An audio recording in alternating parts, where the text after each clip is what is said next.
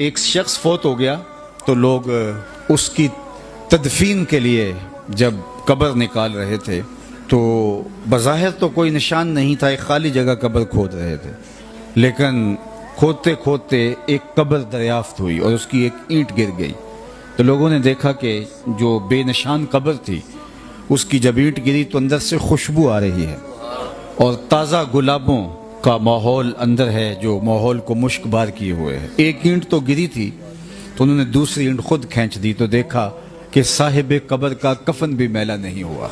शौक और जुस्तजू की चिंगारियां मजीद रोशन हुई तो उन्होंने चाहा कि हम मालूम करें कि ये शख्स कौन है और इसका अमल क्या था कि मरने के बाद भी इसका कफन भी मैला नहीं हुआ, जबकि कब्र का ऊपर से निशान तक मिट चुका है। न जाने कितनी पुरानी कब्र है।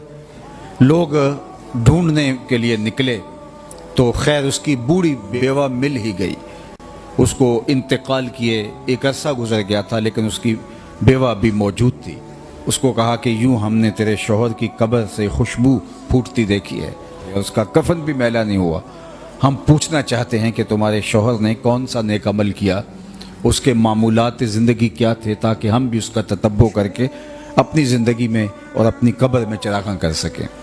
तो उसने अपने जहन पे जोर दिया और कहा कि मेरा शौहर कोई पढ़ा लिखा शख्स नहीं था, आम सा मुसलमान था, वो तो कुरान मजीद भी पढ़ा हुआ नहीं था।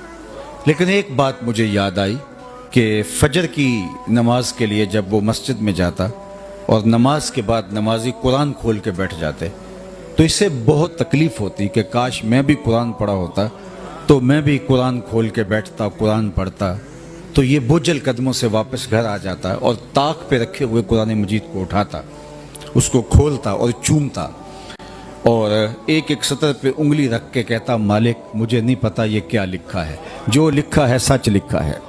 फिर दूसरी सतर पे उंगली रखता, कहता मालिक ये भी हक लिखा है। फिर तीसरी सतर पे उंगली रखता, मालिक मुझे नहीं पता क्या लिखा है, जो लिखा है सच लिखा है। इस तरह उंगलियां फेरता जाता और ये कहता जाता, मालिक ये भी सच है, ये भी सच है, ये भी सच है, ये भी सच है। कहा उसके बाद उसकी आंखों में आंसू होते और वो बंद करता और ताक पे रख देता। यही उसका मामूल था। आज उसकी कब्र में चरागां है, उसकी कब्र में खुशबुएं फैली हैं कुरान से। इस मोहब्बत की वजह से मुझे बताओ जो दिन के उजालों में और रात की तन्हाइयों में कुरान पढ़ता है, अल्लाह उसकी कब्र में कितनी रोशनियां फरमाएगा। अल्लाह अकबर। ये किताब हमारी ज़िंदगी में अगर आ जाए और हम इस किताब के मुताबिक अपनी ज़िंदगी को ढाल लें तो कोई वजह नहीं है कि हम दुनिया की गालिब कौम ना बन सके।